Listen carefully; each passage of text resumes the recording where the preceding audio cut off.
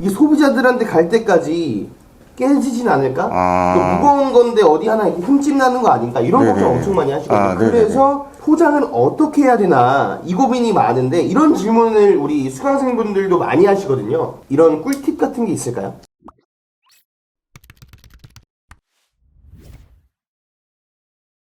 안녕하세요. 네, 안녕하세요. 구대판다입니다. 오늘은 모시기 힘든 분을 한번 모셔봤습니다. 제 유튜브 영상을 시청해주시는 많은 구독자분들은 대부분 다 구매대행 셀러이신 걸로 알고 있는데, 오늘 모신 분들은 구매대행 하면서 꼭 필요한 배송대행지를 운영하시는 배송대행지 대표님을 모셔봤습니다. 네, 대표님 간단하게 자기소개 한번 부탁드리겠습니다. 네, 안녕하세요. 배대지 운영자입니다. 약 6년 전에 구매대행 셀러로 입문하면서 월 매출 4억까지 달성한 후에 근데 당시에 배대지 건품과 오류 발송에서 좀 오류가 많이 발생해서 지쳐가지고 직접 배대지를 운영하게 됐습니다. 중국에서 약 20년 정도 거주하였고 현재는 직접 운영하는 배대지 2곳과 위탁 물류를 운영하고 있고요. 구매대행 업계 안정을 위해서 사단법인 글로벌직구협회 또한 제가 준비 중에 있습니다. 월 매출 4억까지 대단하신데 지금은 셀러 활동에서 떠나서 물류업계에서 이렇게 활약을 하고 계시는 대표님을 모셔봤는데요. 옆에 계신 대표님께서 여러분들은 모르시겠지만 중국에서 북경대라고 아시는지 모르겠어요. 우리나라로 치면 서울대 같은 글로벌한 북경대학교를 나오신 인텔리로 알고 있는데 어떤 변호사 아니면 전문직, 대기업, 회사원 이런 게 아니고 온라인 셀링 활동, 그리고 지금은 배대지 대표 활동을 하고 계신데, 이런 활동을 시작하시게 된 계기가 어떻게 되시나요? 약 7년 전에 우연히 웨이아이를 방문하는 계기가 있었는데요. 그 당시에는 글로벌 셀러라는 직업이 자리 잡지 못하고 있었던 상황이었어요. 우연히 유튜브 영상을 보다가 영감을 얻어가지고 구체 관절 인형이라는 아이템으로 네이버 스마트 스토어에 네이버 인형 검색 시에 메인 화면에 제일 위에 노출하는 계기가 있었습니다. 근데 구체 관절 인형이라는 게 있어요? 그런 게 있었어요? 구체 관절 인형이라고 그 관절이 꺾이는 인형이 있어요. 그게 대박이 났군요. 네, 그때 당시에 하루에 주문이 200개씩 들어오면서 그 글로벌 셀러의 사실 매력을 좀 느꼈었거든요. 그래서 판매를 진행하면서 이제 생각을 해봤는데, 한국인이 운영하는 배대지가 그때 당시에는 되게 소수였어요. 내가 이 배대지를 한번 운영하면 어떨까라는 생각을 했는데, 그 당시 왜 그런 생각을 했냐면은, 운영하시는 분들이 보면은 저희가 200개, 300개의 물건을 보내다 보니까 검수 오류라든지 불량이라든지 이런 부분에서 너무 소통이 잘 안 돼가지고 직접 배대지 시장에 좀 뛰어들어서 셀러들을 위한 좀 활동을 한번 해보자라는 생각을 가지고 배대지를 이제 오픈을 하게 됐습니다. 제가 알기로는 그때 당시에는 대부분 다 조선족 배대지, 한국인이 직접 운영하는 배대지가 없었던 시절로 알고 있는데. 한국인이 직접 운영하는 배대지가 있었는데, 네. 그게 이제 중요한 게 뭐냐면은 한국인이 상주를 하면서 직접 운영하는 배대지는 많이 없었고요. 이제 한국인과 우리 교포들과 동업을 하면서 한국인은 한국에서 영업 활동을 하고 교포들은 중국에서 배대지를 하는 그런 배대지들이 되게 많았어요. 그거군요. 그러니까 네네. 내가 배대지 대표니까 내 배대지 쓰세요라고 홍보는 하는데 실체는 중국에는 없는. 그쵸. 그런 배대지들이 대부분이었어요. 네네네. 이런 배대지들은 CS가 조금 힘들 수도 있겠네요. CS 직접 이렇게 관여를 할 수가 없으니까. 그렇죠. CS 부분도 힘들고 관리는 창고에서 모든 게 이루어지다 보니까 소통하는 데 문제가 아무래도 좀 많이 있었을 수가 있죠. 배대지의 물건이 입고되고 고객한테 가기까지. 네네. 초보자분들은 그냥 간단하게 배대지가 물건 받아서 고객 집 앞까지 보내주겠지라고 단순하게 생각을 하시거든요. 네네네. 이런 프로세스가 대충은 아는데 정확히 아시는 분들도 많이 없을 거라고 생각해요. 네네네. 그래서 절차에 대해서 한번 디테일하게 말씀해 주시면 초보자분들이 너무 좋아하실 것 같고, 이런 거는 유료 강의에서도 볼 수 없거든요. 오늘 이 영상을 보시는 대표님들은 아마 꿀팁을 찾아가실 겁니다. 일을 해야만 알 수 있는 내용들인 것 같아요. 그렇게 사실 대단한 내용은 아닌데, 일단은 간단하게 말씀드리면, 일단 개인 통관 프로세스는 이렇습니다. 일단 판매자가 있고요. 제가 말하는 판매자는 중국 오픈마켓의 판매자를 말하는 겁니다. 타오바오나 1688이나 이런 판매자가 있겠죠. 근데 거기서 이제 한국 소비자들이 상품을 구입을 하면은 판매자에서 배대지로 이제 이동을 하게 될 거 아니에요. 네, 배대지에서는 검수 작업과 오류 물건이 있는 거는 좀 검수를 통해서 좀 걸러내고 정상적으로 이제 한국으로 발송을 하게 됩니다. 이게 한국으로 발송을 하는 거는 보통 웨이아이에서는 월, 수, 금은 웨이아이 항구에서 발송을 하고요. 화, 목, 일은 석도라는 데서 사실 발송을 하거든요. 지명이 좀 어색할 수는 있지만 일단 판매자를 통해서 배대지로 오고, 배대지에서는 물류사로 이제 물건을 보내잖아요. 물류사는 배대지로 와갖고 물건을 픽업해갖고 이제 한국으로 발송을 하게 됩니다. 한국에 도착하면 이제 한국 세관을 거쳐서 한국 세관에서 이제 문제가 없다고 판단이 되면은 이제 택배사로 인계를 하게 되죠. 이제 세관에 택배사 차량이 다 들어와 있어요. 근데 택배사가 인계를 해서 이제 수취인에게 이제 배송을 진행하는 거겠죠. 자, 이게 개인 통관 프로세스는 간단하게 이렇고요. 이제 사업자 통관은 대량 수입을 하시는 이제 셀러분들도 계시다 보니까 이제 그분들의 간단하게 프로세스를 말씀드리면 이제 판매자가 발송을 하고 배대지에 도착을 해서 물류사를 통해서 국내 보세 창고에 이제 물건이 입고가 되고요. 근데 보세 창고에서도 똑같이 택배사. 근데 보세 창고가 뭔지 모르시는 분들도 있을 것 같아요. 보세 창고는 이제 화물이 도착하면은 상품이 크다 보니까 이제 물량이 많다 보니까 국내 이제 보세 창고라고 보세 창고를 거쳐서 택배사로 인계를 하는 법을 만들어 놨어요. 아직 세금을 매기지 않았는데 아는 상품을 모아두는 거죠. 그럼요. 그렇게도 이해할 수 있고요. 일단은 사업자 통관 물건은 국내 보세 창고에 무조건 입고가 됩니다. 그래서 이제 관세사가 작업을 할 거 아니에요. 사업자 통관에 관한 서류를 작성하고 이제 정상적으로 문제가 없다면 이제 택배사 혹은 이제 물건 양이 많다 보니까 이제 화물 차량한테 인계를 하게 돼요. 그다음에 이제 수취인으로 그 배송이 되는 과정으로 진행이 되고요. 네. 그러면 지금 개인 통관 프로세스랑 사업자 통관에 대해서 좀 알아봤는데 네네. 이런 질문을 많이 하시더라고요. 관세사는 공무원 아니에요? 라고 물어보시는 분들이 꽤 많거든요. 관세사는 공무원이 아니죠. 관세청 공무원이 따로 있죠. 그럼 관세사가 공무원이 아니면 네네. 관세사는 어디에 소속되어 있고 관세사가 하는 일은 뭔가요? 간단하게 말씀드리면 우리 이제 세무사, 변호사, 관세사 뭐 이런 그 전문 직종을 가지신 분들이 있잖아요. 법인 관세사 혹은 개인 관세사를 만들 수 있는 거고요. 관세사가 하는 일은 아주 간단하게 말씀드리면 예를 들어서 이제 간이 통관이나 사업자 통관을 할 때 한국에 도착하면 서류 신고를 해줘야 돼요. 이 상품이 정상적으로 한국에 수입되는 게 맞는지 그거 이제 확인을 해주고 이제 서류 작성을 해야 되는데 그 서류 작성을 대행해주는 일을 관세사가 한다고 보시면 됩니다. 관세사는 배대지 소속 직원은 아니고 관세사는 절대 배대지랑은 관계가 없죠. 그러면은 관세사는 물류 그 통관사 소속 직원인 건가요? 통관사도 아니고 이제 통관사, 관세사, 배대지 이렇게 그 세 분야가 있다고 생각하시면 간단해요. 그러면 관세사가 모여 있는 회사가 따로 있는 거죠? 그렇죠. 이제 관세법인이 이제 대한민국에서 특성으로 하는 관세법인이 이제 몇 있으니까요. 네. 이제 그 관세법인에서 대행 신고를 해주는 거죠. 여기서 말씀하시는 특송은 우리가 보내고 있는 개인 셀러들이 보내고 있는 물건들이 네, 맞아요. 여기서 말하는 특송은 사업자 통관이 아닌 구매 대행으로 한 건 한 건씩 중국에서 들어오는 물건을 말씀드리는 겁니다. 이런 것도 질문하시는 분들이 있어요. 간혹 가다가 네네. 그 초보 셀러들은 당연히 택배사 계약 코드가 없어서 네네. 자동 반품이 되면 소비자한테서부터 그 배대지로 물건이 가는 경우가 있거든요. 이 배대지 한국 창고는 무엇을 하는 곳인지 설명해 주시면 좋을 것 같아요. 배대지 한국 창고는 사실 가지고 있는 데가 없고요. 이제 보통은 이제 특송사를 이용하게 되면 특송사에 이제 창고가 있어요. 이제 국내 창고가 있는데 특송사에서 이제 반품이라든지 그런 일이 있을 때 그 배대지를 대신해서 일을 해주는 역할을 하고 있습니다. 배대지는 사실 국내 창고가 있는 곳이 없어요. 거의 없어요. 간혹 가다가 그 국내 창고 얘기가 나와서 그런데 네네네.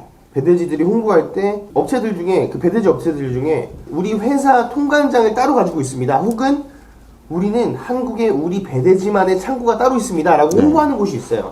저는 뭐 처음 들어보는데 일단 배대지와 국내 특송장, 그러니까 자가통관장이 자가장치장이라고 하는데 자가통관장은 지금 인천에서 운영하는 곳이 한 곳이 있긴 해요. 이제 인천 세관 소속이 아닌 자가통관장을 운영하는 통관사가 한 곳이 있는데 사실 이제 그렇잖아요. 자가통관장도 당일 통관으로 이제 홍보를 하는데 물량이 물리다 보면은 당일 통관이 안 되겠죠. 그래서 자가통관장은 사실 그렇게 홍보하는 배대지는 물론 있을 수 있지만 큰 의미는 없다고 생각을 합니다.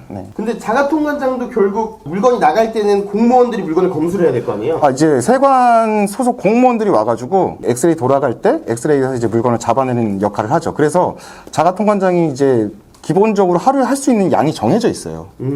그러다 보니까 물량이 몰리면은 이것도 통관 이틀, 3일, 4일 늘어나기 때문에 제 생각에는 지금 자가통관장은 의미가 없습니다. 네, 좋습니다. 그러면은 지금 이제 우리가 많이 쓰고 있는 배대지가 위해에 많이 있는 걸로 알고 있는데 여기 말고도 다른 곳에 여러 군데 분포해 있는 걸로 알고 있거든요. 그 배대지들은 주로 어디에 위치해 있나요? 일단 배대지들은 주로 위해, 청도, 광저우, 이유 뭐 이렇게 4개 지역에 분포되어 있다고 생각하시면 될 것 같아요. 광저우랑 이후에는 우리나라보다 거리가 많이 떨어져 있는데 왜 위에랑 청도를 안 쓰고 굳이 광저우나 이후에 배대지를 차린 건 거길 쓰는 사람이 있으니까 차렸을 거예요. 그럼요. 혹시 여기서 취급하는 물건이 다르다거나 배대지 프로세스가 좀 더 뭐 간단하다거나 뭐 이런 것들이 있어서 여기에 배대지를 차리는 건가요? 중국에서 이제 광저우가 광동성이라는 데 이제 있는 도시인데, 광동성은 이제 제조업으로 굉장히 유명한 도시예요. 실제로 수많은 제조업자들이 광저우 지역에 위치하고 있고, 광동성, 광저우에서 생산되는 제품을 판매하시거나 사입하시는 분들은 그 위에까지 육상 배송하는데 시간이 좀 오래 걸리잖아요. 뭐 보통 이제 육상 배송은 3일에서 4일 정도 걸린다고 보시면 되는데, 이러한 이유로 이제 광저우 배대지를 사용하시는 분들이 있어요. 이거 조금 더 자세하게 말씀을 드리면, 광저우에서는 보통은 이제 해상은 진행을 거의 안 하고요. 이제 광저우에서 항공을 진행을 하는데, 일본 항공, 이번 항공 이렇게 제가 말씀을 드릴게요. 일본 항공은 이제 홍콩을 경유해서 전자제품을 발송이 가능한 거예요. 그러니까 이번 항공은 중국 내 이제 광저우에서 청도로 이동을 해서 청도에서 한국으로 들어오는 그 중국 내 청도에서 발송을 하고 있어요. 아, 그러면 이번 항공은 중국 광저우에서 비행기 실은 다음에 청도 갔다가 또 청도에 있는 짐 실어가지고 한국에 오는 건가요? 네, 근데 일본 항공하고 이번 항공은 다른 점은 뭐냐면, 일본 항공은 중국 내 항공법에 그 저촉이 되지 않아서 전자제품을 보낼 수가 있어요. 그러니까 보통 이제 항공은 전자제품이 안 된다고 이제 보통 이 배대지들에서 다 말씀을 하고 계시거든요. 네. 근데 일본 항공은 홍콩을 경유해서 발송을 하기 때문에 전자제품 발송이 가능하고, 이번 항공은 중국의 청도에서 발송을 하기 때문에 중국 항공법에 의해서 전자제품 발송이 어려워요. 근데 가격이 조금 차이가 나요.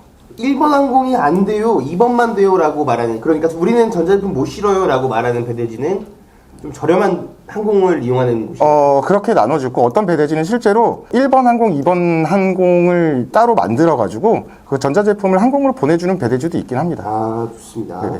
그러면 네. 항공으로 보내면 빨리 가긴 할 것 같은데 네. 비쌀 거, 왜냐면 비행기로 가니까 비쌀 수밖에 없잖아요. 그렇죠. 그런데도 비행기에 실어서 보내는 이유가 있을 것 같은데, 장점이나 단점 한번 얘기해 주시면 좋을 것 같아요. 일단 항공은 사실 해상보다는 이제 가격이 이제 물류비가 좀 비싸기 때문에 항공은 가격이 조금 높게 책정이 돼 있고요. 근데 장점으로는 뭐 굳이 말씀을 드리자면, 항공 통관법상 24시간 이내 통관을 한다는 게 장점이에요. 그래서 해상으로 보내면 통관에서 좀 밀릴 수 있지만, 항공은 조금 더 빨리, 보통 이제 영업일 기준으로 한 3일에서 4일 정도면은 이제 물건을 받아보실 수 있죠. 근데 이제 아까 말씀드렸다시피 웨이아이에서 진행하는 항공은 홍콩을 경유해서 가는 게 아니기 때문에 전자제품을 발송을 하지 못합니다. 가장 문제가 되는 게, 지금 우리나라에서 문제가 되는 게 세관에서 오래 걸리는 게 문제가 많이 되는데. 네. 세관 이제 통관장이 이제 특히나 이제 명절 지나고 이러면 일주일씩 밀릴 때가 있거든요. 네네네. 그리고 평상시에는 요새는 조금 빠르긴 한데, 통관을 말씀을 잠깐 드리면, 해상으로 보냈을 때는 이제 영업일 기준으로 한 5일에서 6일 정도 걸린다고 보시면 되고, 근데 이거는 이제 통관 사정에 의해서 바뀔 수는 있습니다. 근데 항공으로 보내면 보통 영업일 기준 3일 정도라고 보시면 될 것 같아요. 그러면은 아까 명절 얘기하셔서 그런데 항공법상 무조건 24시간 이내에 통관이 돼야 되잖아요. 그 항공은 그렇습니다. 네. 그러면 명절에 쌓인 그 물량들도 다 하루 만에 되는 거예요? 생각보다 항공은 그 가벼운 물건도 많고 무게가 많이 나가는 물건이 아니기 때문에 네. 생각보다 엑스레이 통관이 되게 빨라요. 지금 세관 얘기가 나와서 그런데 네네. 얼마 전에 세관 갔다 오셨다면서요? 네, 세관 갔다 왔어요. 여기 영상 나가고 있죠? 여기 네. 세관을 직접 찍어 오신 건데, 요즘 세관은 어떤가요? 인천항 갔다 오신 건가요? 인천 세관 갔다 왔어요. 인천 세관 갔다 오신 거예요? 네네네. 여러분들 이제 알리익스프레스 아시잖아요. 네. 알리익스프레스가 평택항으로 통관을 하고 있어요. 네네네. 네, 뭐 간단하게 뭐 조금만 더 깊게 들어가면 그러니까 평택항은 알리익스프레스 물건을 95% 정도 통관한다고 보시면 돼요. 그러니까 5%는 배대지 물량이고, 95%가 이제 알리익스프레스 물건이에요. 그만큼 알리익스프레스 물건이 많아요. 근데 이제 인천 같은 경우는 알리익스프레스가 인천에서 이제 조금씩 통관을 진행을 하고 있거든요. 네. 근데 아직까지는 뭐 크게 진행을 하고 있지 않기 때문에 네. 지금 통관 속도는 뭐 생각보다 나쁘지 않습니다. 뭐 한 이틀, 3일 정도면은 통관을 하는데, 지금 이 시점에서 이제 화물연대가 또 파업을 했잖아요. 그렇죠. 네, 그것 때문에 아마 조금 더 지체가 될 것 같아요. 그리고 이제 오늘 날짜 기준으로 네. 웨이아이가 또 봉쇄가 들어갔잖아요. 그렇죠. 그래가지고 한 3일 정도라고 일단은 그 봉쇄 기간이 나와 있는데, 네. 최근에 들은 소식 중에 이제 오늘 들은 소식인데, 네. 광저우에서 이제 제로 코로나를 그만하겠다, 광저우시에서 약간 판단을 한 것 같아요. 네네네. 제로 코로나 정책을 이제는 조금씩 완화해주고 있는 느낌이 들어요. 네, 그래서 앞으로 중국이 어떻게 변할지 모르겠지만, 일단 오늘 기준으로는 광저우는 조금씩 완화가 되고 있고, 웨이아이는 전체 시가 지금 봉쇄가 되고 있는 상황이에요. 이건 초보슬러들이 엄청 걱정 많이 하는 건데, 네. 무겁거나 깨질 만한 제품이 판매가 되면 일단 비싸니까 좋아요. 아, 그런데 네네네네. 걱정이 되는 거야. 아, 뭐가 네네네네. 걱정이 되냐면 네네. 이게 소비자들한테 갈 때까지 깨지진 않을까? 아. 또 무거운 건데 어디 하나 이렇게 흠집 나는 거 아닌가? 이런 네네. 걱정 엄청 많이 하시거든요. 아, 네네네. 그래서 포장은 어떻게 해야 되나 이 고민이 많은데 이런 질문을 우리 수강생분들도 많이 하시거든요. 이런 꿀팁 같은 게 있을까요? 뭐 이게 사실 꿀팁이라고 말씀드리기 좀 애매하지만 그러니까 해외에서 발송이 돼서 국내로 이제 물건이 들어오잖아요. 근데 물류 단계가 되게 많아요. 왜냐면은 아까 말씀드렸다시피 배대지에서 특송사가 물건을 픽업을 하고 픽업을 한 물건을 인천항까지 실어서 근데 픽업을 한다는 말이 뭐냐면은 이제 컨테이너 44 컨테이너에 물건을 막 실을 거 아니에요. 물건을 실으면서 무거운 것들은 이제 밑에 깔릴 거 아니에요. 네. 그러면서 이제 중력을 받아가지고 깔리다 보면 약간 이제 물건이 좀 찌그러지거나 좀 깨지고 이런 경우가 있어요. 그래서 최대한 튼튼하게 포장을 해서 발송해 주시는 거를 추천드리는데 이제 단가나 마진을 잘 계산해 보셔야 하고, 뭐, 무게 초과, 뭐, 크기 초과로 인해 경동 대신 택배로 이관이 되는지 이 부분도 고려를 하셔야 돼요. 그다음 이용하는 배대지의 정확한 기준을 확인한 다음에 진행을 하셔야 애초 그 설정한 마진율에 큰 손해가 없으실 것 같고요. 네. 뭐, 가벼운 제품 종류는 크게 문제는 없지만 파손 용이한 제품은 포장 보완, 그러니까 배대지마다 포장 보완이라는 제도가 다 있어요. 그러니까 포장 보완도 이제 뭐, 뽁뽁이 포장 보완이 있고, 뭐, 그 지지대 포장 보완도 있고 여러 개가 있는데, 포장 보완 혹은 이제 우드 포장 같은 것도 하기도 하거든요. 뭐 쇼파, 뭐 TV 이런 거 보내시는 분들도 있어요. 그러다 보면 우드 포장 같은 것도 단단하게 포장을 진행을 하셔서 진행을 해주시면 좋고요. 무엇보다 중요한 게 요새는 배대지에서 파손 보험을 많이 가입을 해놨어요.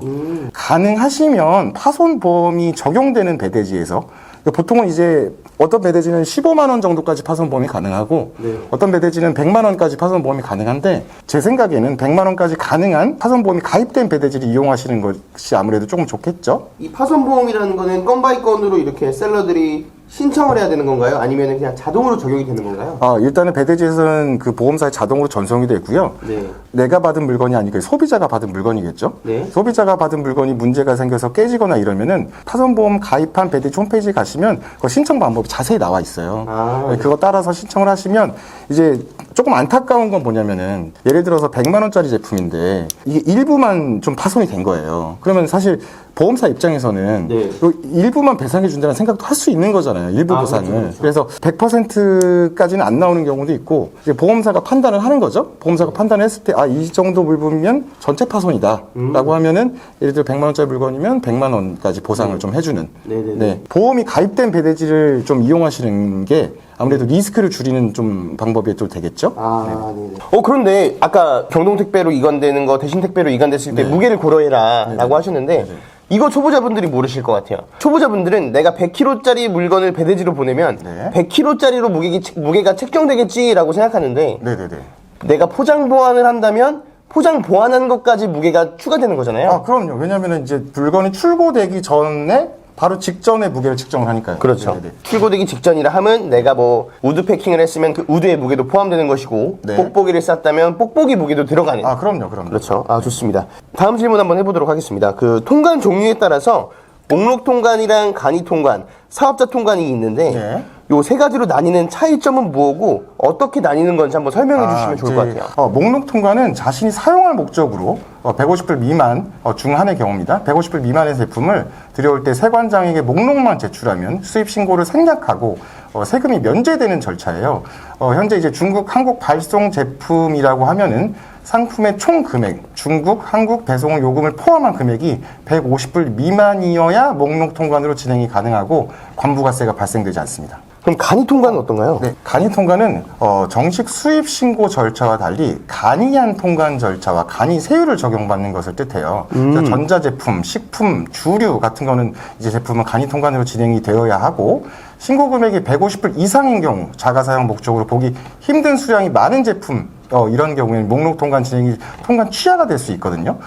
근데 뭐 제품들마다 상인을 할 수 있는데 그래서 중요한 건 뭐냐면 진행 전에 목록 통관이 가능한지 뭐 궁금하시면은 좀 친절한 배대지라고 하면은 배대지에서 먼저 확인을 좀 해주거든요. 또 예를 들어서 약사법에 의해서 관절 크림 같은 제품은 간이 통관을 하더라도 수량의 제한이 또 있을 수 있고요. 그러면 사업자 통관은 어떤 거죠? 사업자 통관은 이제 대량 사입 후 판매를 목적으로 하는 셀러분들이 이용을 하고 있는데요. 정식 수입으로 봐주시면 돼요. 그러니까 대량 주문의 경우 제품의 종류를 봐야 하지만 소형 제품이고 배송료가 높지 않다면 간이 통관으로 진행, 대신 이제 자가 사용의 목적이겠죠. 대량의 가구류 같은 제품이라면 사업자 통관, 네. 부피 무게 CBM 요율을 적용해서 CBM 요율을 적용하기도 하고 이제 BL 수수료 뭐냐면 이제 배대지에서 중국 수출 신고를 하잖아요. 네. 그 수출 신고 서류 작업이라고 보시면 되고요. 관세사 수수료, 관부가세, 한국 내 배송 요금 뭐 이런 게 발생을 하겠고요. 진행을 하게 되면 일반 특송 방식, 그러니까 그 아까 말씀드린 목록 간이 특송 방식보다 훨씬 저렴하게 요금으로 이용이 가능한 부분이 있으니까 이용하시는 배대지에 두 가지 요금의 그러니까 특송, 사업자 통관 이렇게 배대지 요금을 한 견적을 받아보시고 진행을 하시면 좋을 것 같습니다. 저희 배대지 같은 경우는 그러니까 60kg가 넘어가면 CBM으로 부피 무게를 적용하는 게 조금 더 저렴하고요.